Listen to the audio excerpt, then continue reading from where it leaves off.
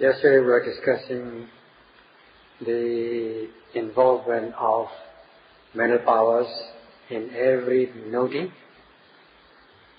We have discussed in a rough manner, and also how the defilements are overcome, group-wise and individual-wise. And one should appreciate the results of the practice in overcoming the various categories of defilements. And if we practice with good purpose, we are bound to succeed in our practice. And in order to succeed, there has to be a kind of criteria or criterion or standard of measurement. First and foremost, note every arising object. That is the first thing you have to do. In order to realize the three characteristics, namely the natural characteristics, sabhava lakkhana, and the characteristic of three modes, sankhata lakkhana, and common or universal characteristic, known as samanya lakkhana. In order to see first and foremost the natural characteristic, sabhava lakkhana, all you have to do is just focus your attention. As simple as that. Focus, when you are sitting, focus your attention on the rising and falling of the abdomen, which is the main object, with proper aiming and energy. As you undertake the practice, you are bound to see the natural characteristic, sabhava lakkhana. And later, in the course of the practice, as you gain momentum, you are bound to see the characteristic of modes, three modes, or three timings, namely genesis, that is arising of the object, aging, that is the second stage, and dissolving. In this way, there are three modes, and this is known as sankhata lakkhana, especially in the later part, the last part, namely the dissolution of the phenomena. You will see them automatically. And if you continue to practice, you are bound to see the common or universal characteristics, such as the object rising and passing away, which is again the characteristic of impermanence, anicca lakkhana. So in this, seeing the dissolution becomes kind of standard of measurement or criterion that you will come to observe. We shall explain on this aspect. In order to achieve the result, there are these steps to follow or to be followed. And one has got to, for instance, one has got to practice respectfully and carefully. That is one kind of step. And you try and remember the method which gives you success. That is the method of concentration. You apply that method. And then you make an adjustment, practicing at the risk of one's body and life, with disregard of body and life. When painful sensations arise in your body, you step up your energy so as to gain the upper hand of this difficulty and exert the energy until you reach the goal. That is, without stopping halfway. These are the steps that you go through. In order to see the dissolution of these objects, this is to see them is very subtle, very profound. So to see the subtle nature, one must practice in the subtle way, practice in a profound manner. That is, seeing the dissolution, because seeing the dissolution is the criterion of insight knowledge. Hence, the second stage in the practice to sharpen your faculties given as in that. That means in seeing the dissolution of arisen formations, one makes sure of working carefully. In Pali terms, Tatthacha, Sakacha, Kiriyaya, Sampadeti. Sakacha means respectfully and carefully. And Sampadeti, by working carefully, you will accomplish, or Bhavana Jnana, your meditation will be accomplished or will succeed. In this way, you will be able to succeed in your insight knowledge. So this Sakacha means carefully, because the dissolution of mind-body is very subtle. So you have to work carefully and respectfully, not in a slack manner, not in a careless manner or disrespectfully. In one noting, there are many powers, mental powers involved, as we discussed, group-wise or individual-wise.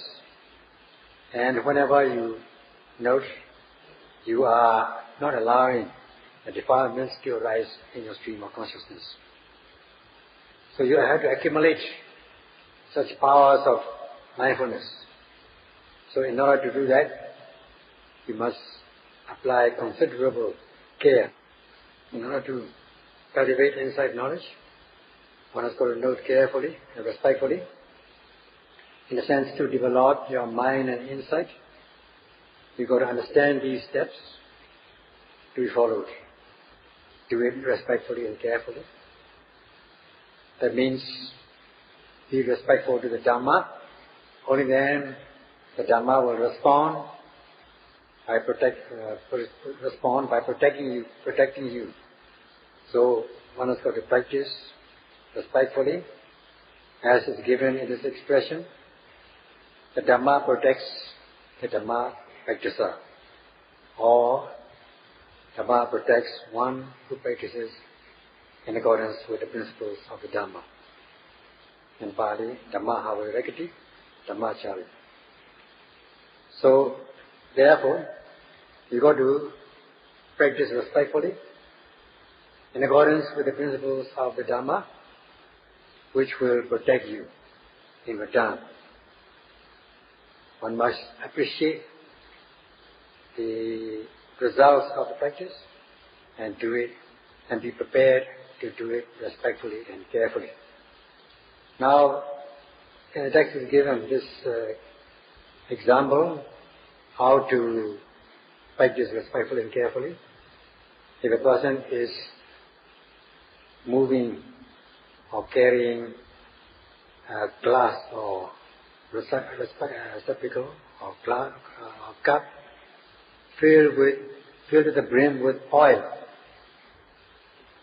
if he or she is moving it from one place to another, he or she has got to do it very respectfully and carefully, so as not to spill over, doing it slowly, gently, respectfully and carefully, not to let the oil spill over the cup. Such is the kind of respect and care that one has got to undertake in the practice of meditation.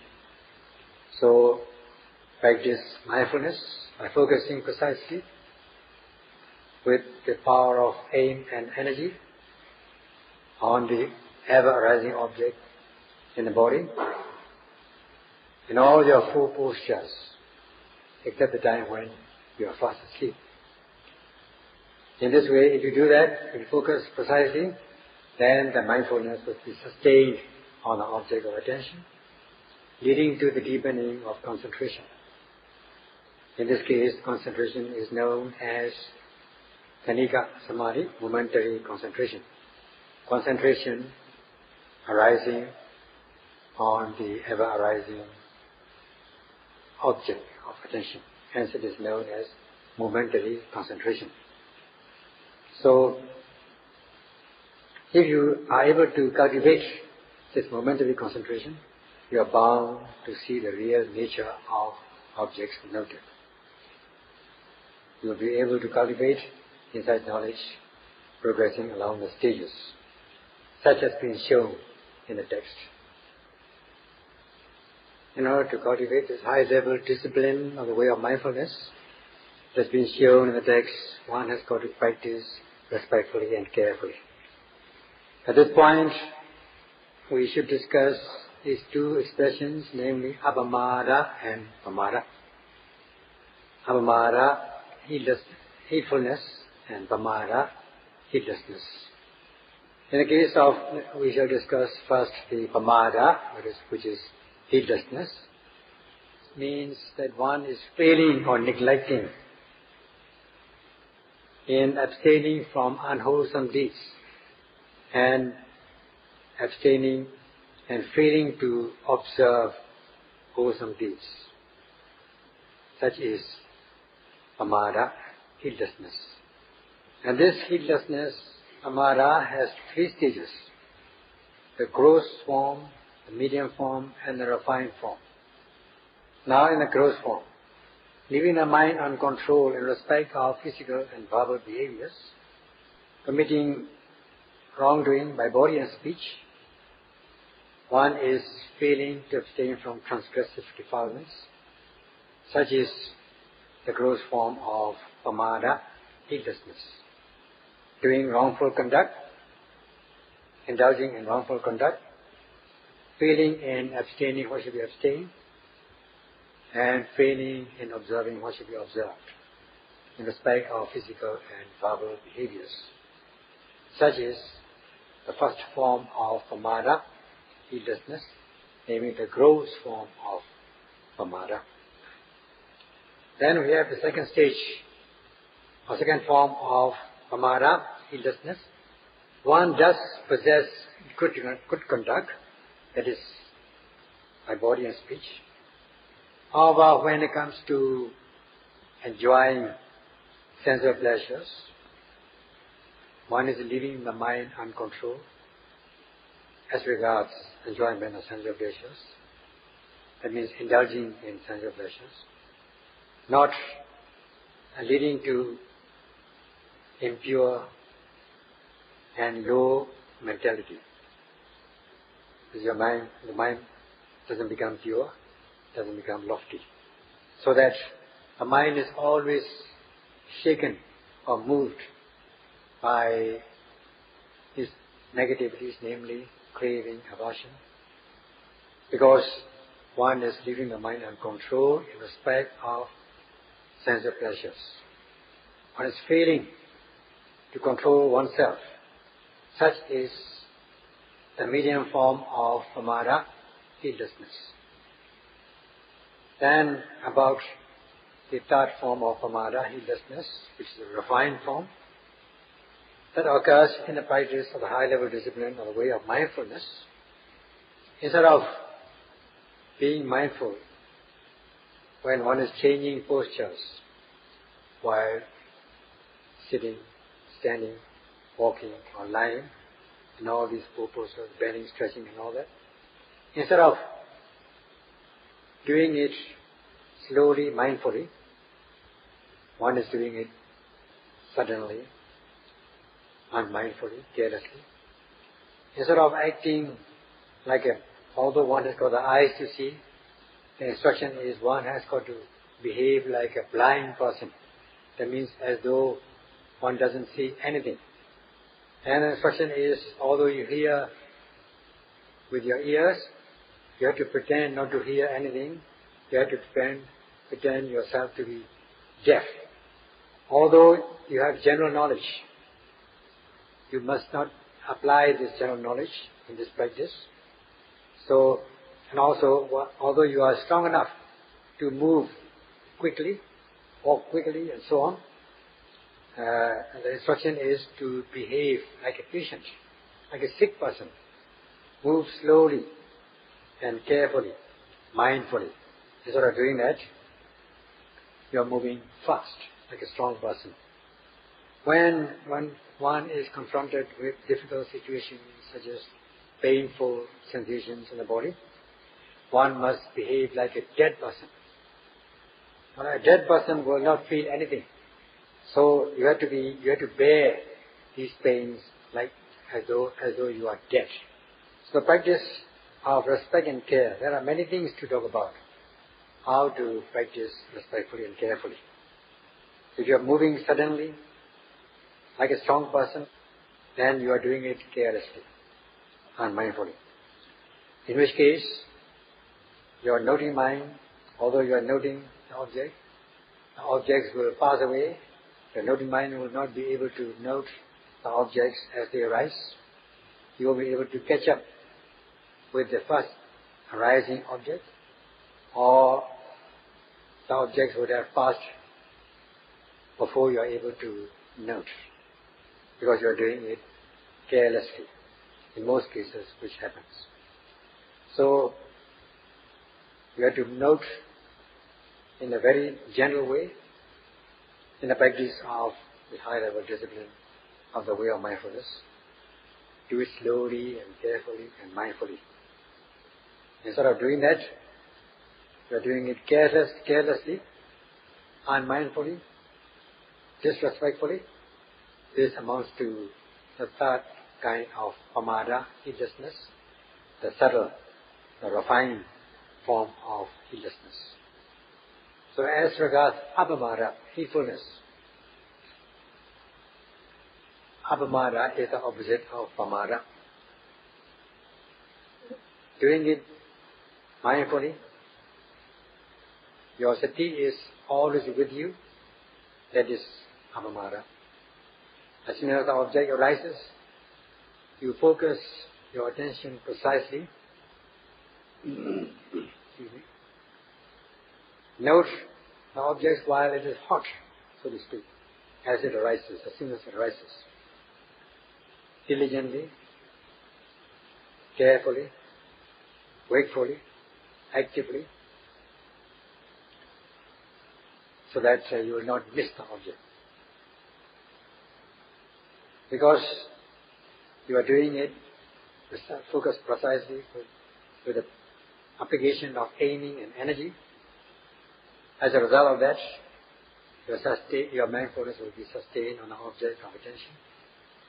Your noting mind will be anchored firmly on the object to be noted. That is saying that you are living with mindfulness.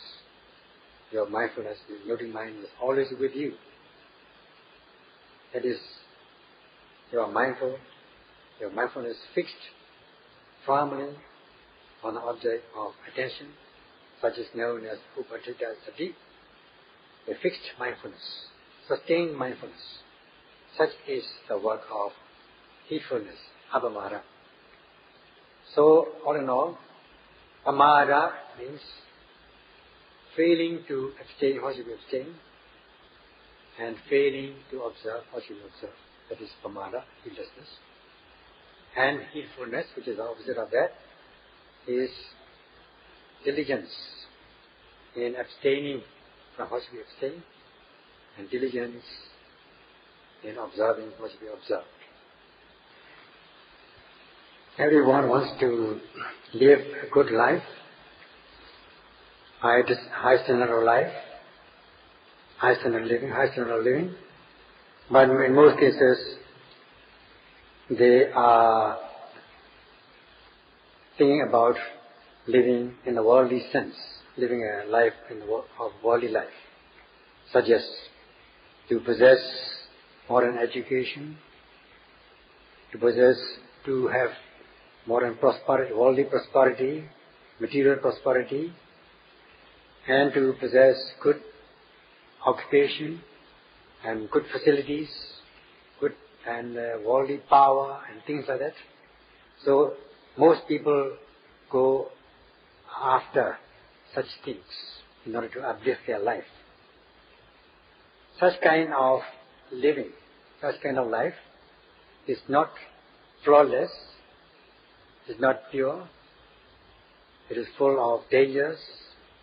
So, unless one's standard of living is uplifted with good training, possessing basic conduct, otherwise, even if you are successful in a worldly sense, you are prone to modern diseases such as tension, stress, and so on. You will not be able to live peacefully. So you need a training, such as the training of sila, moral virtue, the training of concentration, the training of wisdom, so as to be free from impurities, both gross, medium, and refined form, so that your behaviors become pure, gentle, unblemished, and peaceful, leading to amiable life. Such is the genuine kind of life. So for that, you need to uplift your life with the practice of the three trainings. Especially this practice of Satipatthana is capable of uplifting your life, because every time you are mindful of the body, practicing the Kaya-nupassana Satipatthana, mindfulness of the body and the body, and every time sensations arise, you note these sensations. That is practicing the Vedana-nupassana Satipatthana, mindfulness of sensations.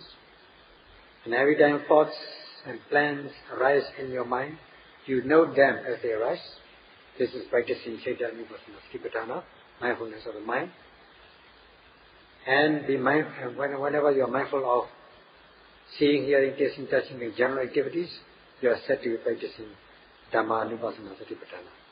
In short, you are focusing your attention on an immediately arising object, so as to sustain your mindfulness, leading to the deepening of concentration, that is, momentary concentration, Khanika Samadhi, leading to the cultivation of knowledge, seeing the realities of mind and body.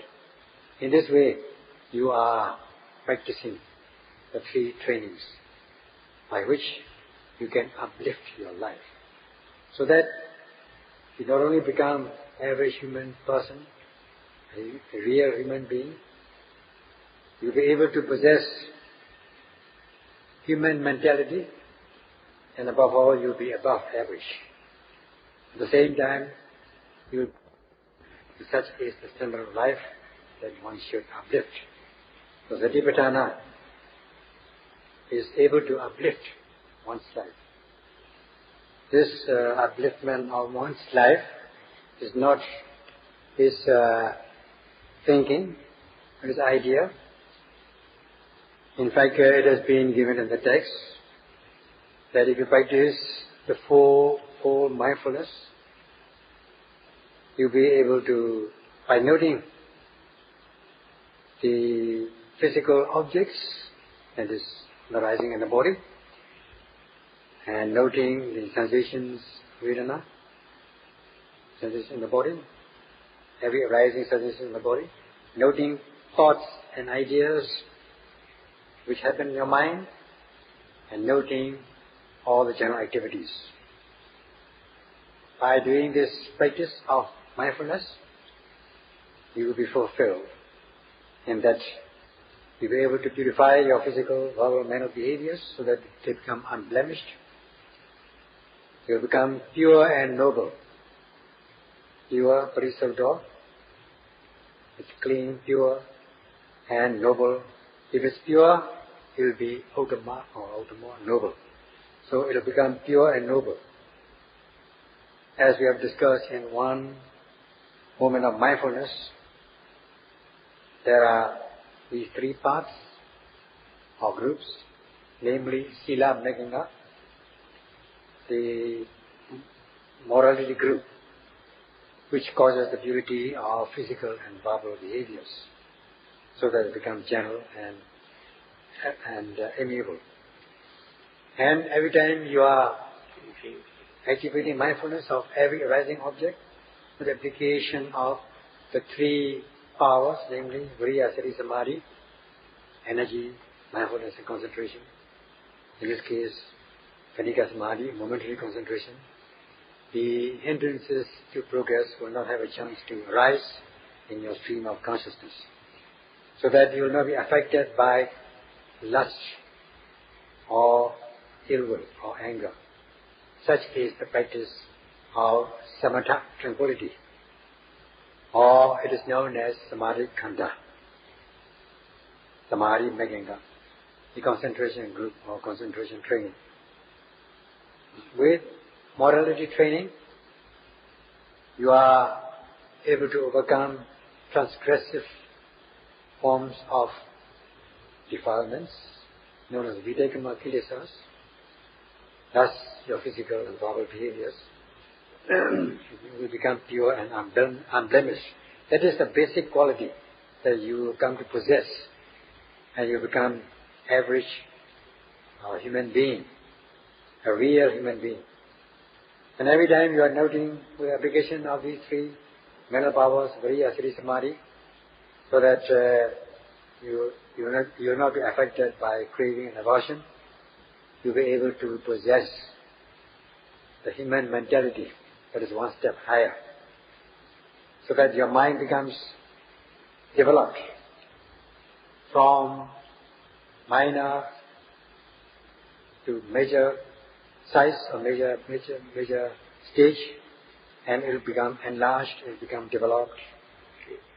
Such is the practice of Samadhi Sekha, the training, concentration training, in order to purify your mind so that the mind will not become blemished. And as your dirty mind is concurrent with the object of attention, you are going to see the realities of mind and body, such as cultivating Panya, wisdom, and this is Panya Meganga or Panya Sekha, the wisdom training or wisdom group, by which you will be able to eradicate the latent tendencies of defilements, at least on a part-time basis. In which case, you will be uplifted, so that you will be above average. Your human being, human status is above average human being. In this case, there will be no more impurities, because all the three trainings are involved, namely morality, concentration and wisdom. All your physical, verbal, mental behaviors will become purified and gentle and uplifted, and they will become very wonderfully uplifted, so that you will not be affected by these impurities. If you are able to note every second of the time with the involvement of the three trainings, Sila Sekha, morality training, Samadhi Sekha, concentration training, Panya Sekha, wisdom training, you are purifying your physical, verbal behavior so that they become pure and noble with morality training. And your mind will become pure and noble, not being affected by negativities with the concentration training. And you will be free from the latent tendencies of defilements with wisdom training, so that you become pure and noble. In this way, your life will be uplifted in a very genuine manner. That is the result of the practice of Satipatthana Bhavana. So even if one has not taken the practice, by knowing from the literatures, by learning that the Satipatthana practice has these advantages, then he or she will be able to instill confidence, and then he or she will be led to the practice of meditation respectfully and carefully. Because Satipatthana has given assurance as regards beginning with the purity of mind, and this is given assured as the sure way to that end, namely the practice of Satipatthana Bhavana. There's no surer way besides the practice of Satipatthana for this advantage, for this benefit. That is the sure and exact instructions, guidance given in order to purify all your behaviors, physical, verbal and mental behaviors. And that is the result that you will get. So, with faith and confidence, you will have a desire to undertake a practice, practicing respectfully and carefully, such as the second factor of sharpening the controlling faculties, namely Sakya Kriyaya. One to make sure of practicing carefully. That's all for today.